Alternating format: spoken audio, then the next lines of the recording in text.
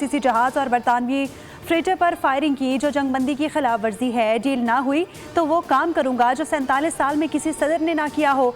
Iran के power plants और पुल को तबाह कर देंगे, अब नरमी नहीं बरतेंगे। आबना हरमज की बंदिश से ईरान को रोजाना $500 मिलियन का नुकसान हुआ। ईरान की जंगी मशीनें खत्म करने का वक्त आ चुका है।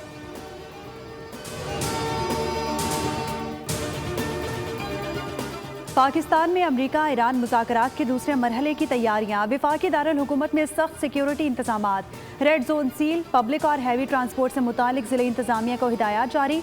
इस्लामाबाद में गैर मुल्की वफूद की आमद के बायस अहम शाहराहें बंद। शहरियों के लिए मुतबादिल ट्रैफिक प्लान भी जारी कर दिया गया। रेड जोन और तौसीई रेड जोन को हर किस्म के ट्रैफिक के लिए मुकम्मल तौर पर बंद रखा जाएगा। 0 पॉइंट से कोराल चौक बंद होने की सूरत में शहरी श्रीनगर हाईवे से 9th एवेन्यू की जरिए स्टेडियम रोड और मरी रोड, चांदनी चौक से रावल रोड समेत दीगर रास्ते इख्तियार कर सकते हैं।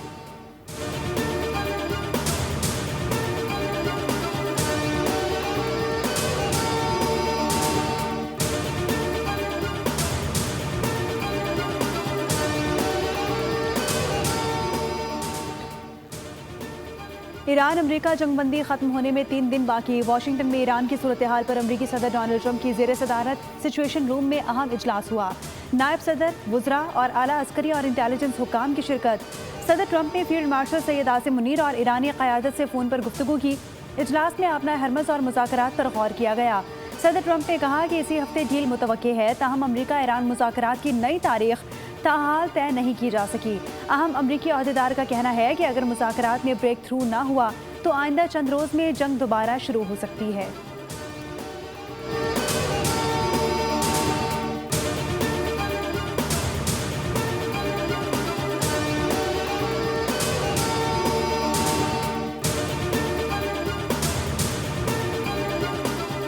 हम अपने दिफा का कानूनी और जायज़ हक इस्तेमाल कर रहे हैं। ट्रंप को कोई हक नहीं कि वो आवाम को इसके हुकूक से रोके। ट्रंप को हक नहीं कि वो कहे ईरान अपने जौहरी हुकूक से फ़ायदा नहीं उठा सकता। दुश्मन अपने मकासद हासिल करने में नाकाम रहा। ईरानी सदर मसूद पेज़ेश्कियान का बयान, कहा कि हम किसी मुल्क पर हमला करने का इरादा नहीं रखते। हमारा बुनियादी मौक़िफ़ ख़ित्ते में अमन, इस्तेहकाम और सलामती के तहफ़्फ़ुज़ पर मबनी है। हम जंग बढ़ाना नहीं चाहते, ना ही हमने कोई जंगें या तनाज़ात शुरू किए।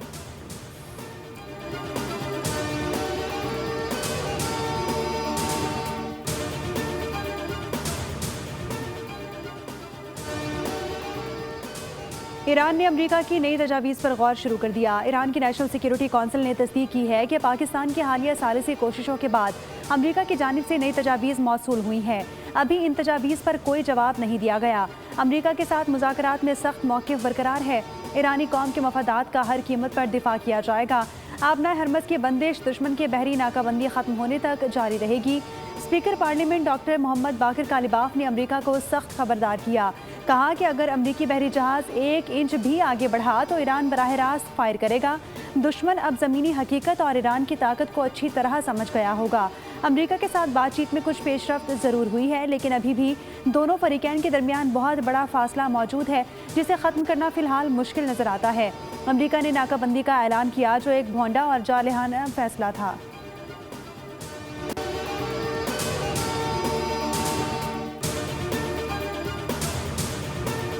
ईरानी फ़ौज के ब्रिगेडियर जनरल मोहम्मद रज़ा ने खबरदार किया कि अगर ईरान पर मुसल्लत जंग दोबारा शुरू की गई तो यह आलमी जंग में तब्दील होगी। जनरल मोहम्मद रज़ा ने कहा, अमरीका किसी भी सूरत ईरान की मिसाइल बनाने की सलाहियत को रोक नहीं सकता। उन्होंने कहा कि इस माह तैयार किए गए मिसाइलों से जवाब दिया जाएगा। ख्याल रहे कि अमरीका और इसराइल के हमलों के बाद ईरान ने भरपूर जवाबी कार्रवाइयाँ की थीं और पाकिस्तान की सिफारती कोशिशों से जंगबंदी मुमकिन हुई थी।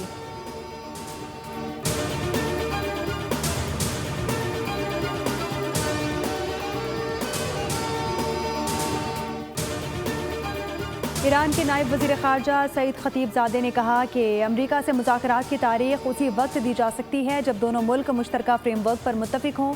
उन्होंने कहा कि मुज़ाकरात में पेशरफ्त के बावजूद अमरीका ने हद से ज़्यादा मुतालबात रख दिए, जिससे समझौता ना हो सका।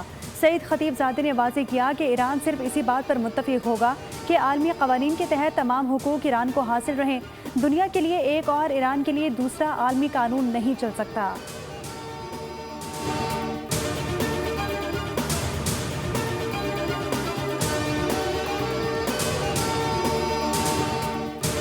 यमनी तंजीम अंसारुल्लाह के सीनियर अहदेदार हुसैन अल-अज़ी ने अमरीका को सख्त खबरदार किया कि अगर बाबुल मंदब बंद कर दिया तो कोई भी उसे नहीं खोल सकेगा। हुसैन अल-अज़ी ने कहा, ट्रंप और उसके साथी अमन की राह में रुकावट बनने वाले इक़दाम तर्क करें और हमारे लोगों के हुकूक का एहतराम किया जाए।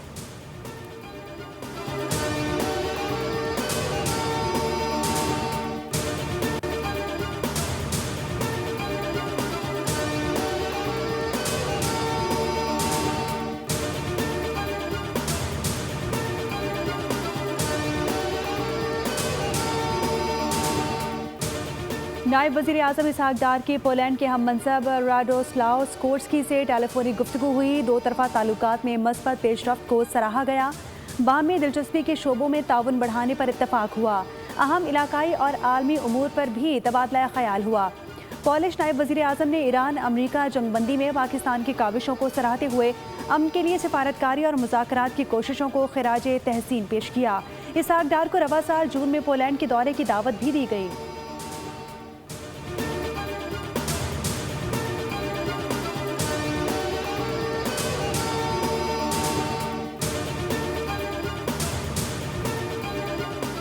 पाकिस्तान ने अमेरिका और ईरान को पहली बार एक मेज़ पर बिठाया। बातचीत के दौरान कई बार गर्मा गर्मी हुई।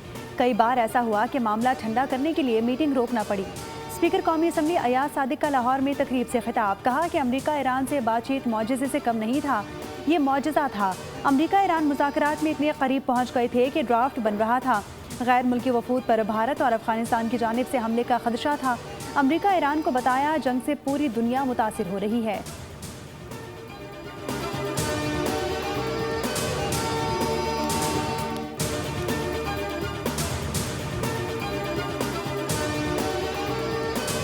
आज ट्रंप भी पाकिस्तान के गुण गा रहे हैं। भारत हमला ना करता तो किस तरह पता चलता था कि हमसे उसे शिकस्त दे सकते हैं। भारत ने पाकिस्तान पर हमला करके हिमाकत की। पाकिस्तान एयरफोर्स ने भारत के जहाज़ गिराए और दुनिया में पाकिस्तान की बल्ले बल्ले हुई। मुस्लिम लीग नून के सीनियर रहनुमा ख्वाजा साद रफीक का तकरीब से खिताब, कहा दुनिया भर में वज़ीर आज़म और फील्ड मार्शल का चर्चा है। वज़ीर आज़म शहबाज शरीफ ने मुल्क को डिफ़ॉल्ट होने से बचाया।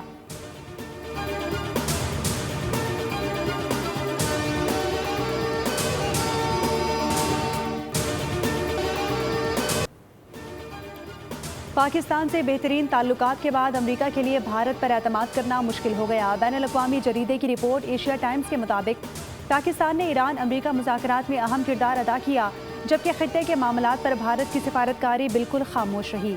मोदी ने अमेरिकी सदर डोनाल्ड ट्रंप से महज तेल और सप्लाई के निज़ाम पर बात की, जबकि पाकिस्तानी सिफारतकारी के जरिए खित्ते में अमन की बहाली के लिए कोशिशों में मसरूफ़ रहा। भारतीय वज़ीर ख़ारजा जयशंकर का मुत्तहदा अरब अमारात का दौरा भी मुदाखलत की बजाय राब्ते और यकीन दहानी तक महदूद रहा। बैनुल-अक़वामी सतह पर पाकिस्तान को तनहा करने की ख्वाहिश में मोदी ने भारत को तबाही के दहाने पर पहुंचा दिया।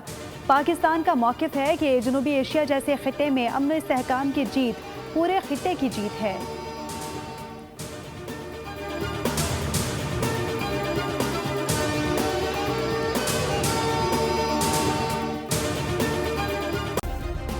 सब्सक्राइब करें और बेल दबाएं ताकि कोई खबर रह न जाए।